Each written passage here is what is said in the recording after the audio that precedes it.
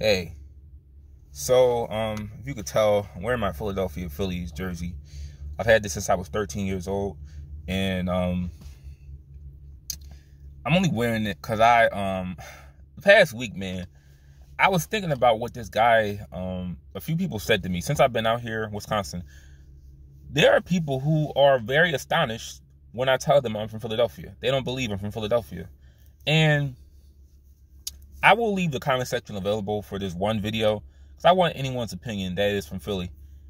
Do you believe I'm from Philadelphia? Because, all right, the first guy, I asked him, if I didn't tell you where I'm from in the world, where do you think I'm from? He said North Carolina. Another guy said that I talk white. That's very ignorant to say, because you're saying in cold words that talking intelligent is only for white people, but talking elementary is for blacks. That's basically what that means. I've had another person, they said, I didn't know you're from Philly. Okay. And I told my dad about it, and he just said, well, maybe they don't know what people sound like in Philadelphia. And I'm obsessed with that, because how do you sound like you're from Philly? I never really thought about it till I came out here, because what brought me out here, I was just really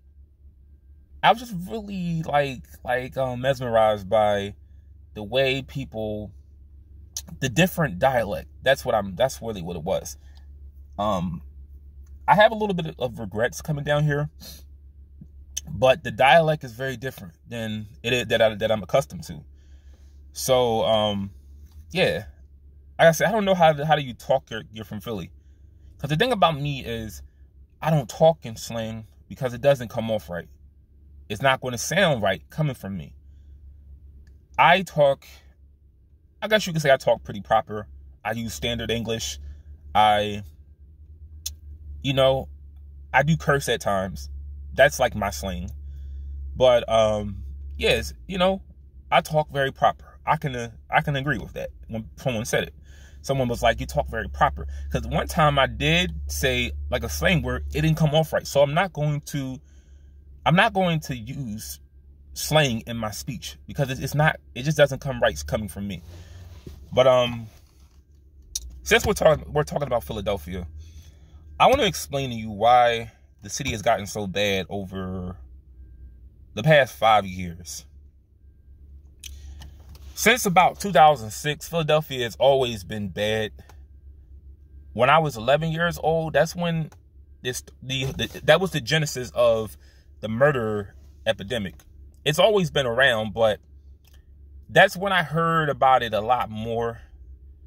I don't know what rapper, maybe Cassidy, coined this term, Philadelphia, Pennsylvania. When that started to be, when that was said a lot in school, and it was said around like my neighborhood, I just feared every day. When hearing about murders had happened on the weekend, I feared every day being a victim myself.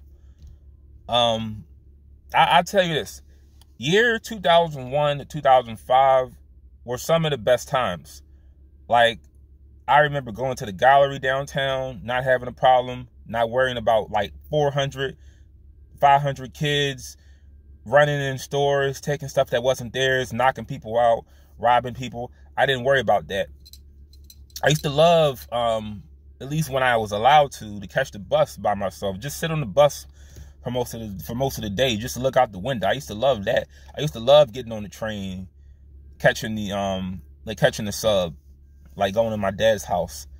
I wouldn't catch the sub now, but I would always take the long way just to look out the window, take the local train, then take the 13 trolley to his house, look out the window. You can't do that now because you're always worried about these kids coming in large collectives, just starting trouble. They don't have nothing to do because there are no parents around. And I'm gonna, like I said, in this video, I'm gonna explain to you why Philadelphia has gotten so bad.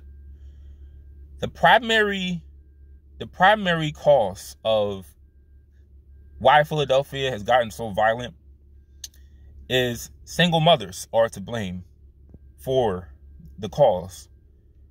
So when I was coming up, when I was about 9 years old, anybody that was 18 years old to 25 who had children and they were unmarried with no college education, their kids are like 18 now. If they had kids beyond that year, like that I was 9, if they had kids 2006, 2007, they're in their teens now. And 9 times out of 10, these parents are not fit to raise kids because they haven't grown up themselves. You're not having adults raising kids. You're having kids raising kids. And this is the result of why Philadelphia has gotten so violent. It's become very uncomfortable for people to live because kids today they're not raised right. Adults are supposed to teach children how to behave. But like I said, you don't have adults raising kids. You have kids raising kids. Kids in the sense of they are adults physically, but mentally they are not mature to teach children how to behave like adults. Another reason why Philadelphia has gotten so bad is because the law and the reformation of police and prison has become the primary cause for the violence. When you want to amend police from doing their job, as in stopping frisks, you want to have restrictions on who you can stop. I heard about the whole, if you have a minor traffic violation, you can't be pulled over by a police officer. The district attorney, Larry Krasner, is really disregarding very serious crimes. So if you assault somebody and you have like an aggravated assault charge, it could be dropped to just a misdemeanor, a simple misdemeanor, a simple assault. That's where we are now. While 15, 20 years ago, if you committed such a crime in that nature, you were looking at some time.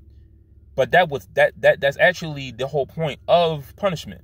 You're supposed to reflect on what you did and learn from it and not do it again. But now that people, they clearly see that there are no real repercussions for committing crimes, they're going to keep doing them. That encourages people to continue to commit crimes. And this is why the city is the way it is. You let people out of jail, and you're going to have more criminals run the streets.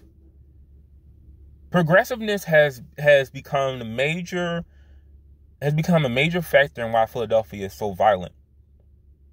Because most of the time, people that are advocates for this kind of for like reformation in the police and in jails and prison, a lot of these people don't live around their liberalness.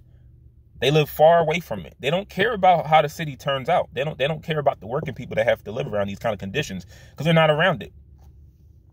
You know, I don't think Jim Kenney lives anywhere around where he is so liberal with. Like, I jokingly said one day we need to, like, when I was in Philadelphia, I said one day I really hope that they drop him off in Kensington with no phone, no car keys. Just let him walk to his house, and what he basically disregards. Because Kensington is horrible. Kensington is like a zombie land. I don't remember the last time I've been there, but I remember I actually had to walk in there because I was working a job close by. And I don't remember. I remember I just saw like a whole like just a line of junkies, just like a whole bunch of them. I was riding on the bus, and they all were like running down this block. It was 8 o'clock in the morning. They were ready to get their fix, you know, whatever they put in there, whatever they shoot up in those little needles. But I'm like, this is how bad it's gotten, where you got junkies running to a house like it's like they're getting ready for school or something. But drugs have become a major component in why Philadelphia is so bad? Violence, single mothers raising kids that were never fit to be parents to begin with. And progressiveness, liberalness is the number one cause of why Philadelphia has gotten so unlivable. Because I said, the people who are affected most by crime and violence are the very same people who live in these communities. You think you're doing them a service by letting the criminal out of jail early or preventing the police from doing their job, but you're actually hurting these people more. But it doesn't matter to you because, like I said, the people who advocate for progressiveness in inner cities, they do not live in these areas. The people who have to live in these communities are the ones that suffer the most. But with that being said, I want people to just think about this. It's a lot of going on with this shooter in Buffalo. It's going to get a lot of attention. People are going to talk about this for a long time now. But just think about this. I feel sorry for the people that were killed. They had nothing. They were not, I don't condone nothing that the guy did. But I want you to think about this. Are you more concerned about one guy that kills 10 people or the people who kill masses of people per year? Every day. Every day there's a murder. That's probably more than 10 sometimes. Are you more worried about that, or are you more worried about some guy that's probably going to spend the rest of his life in jail? Because there's no death penalty in New York City, New York, the state. But think about this. Are you more worried about 10 people or a population of people who can be potentially killed every day? Like young kids that have no fathers in their life, no guidance. Just think about that. Peace.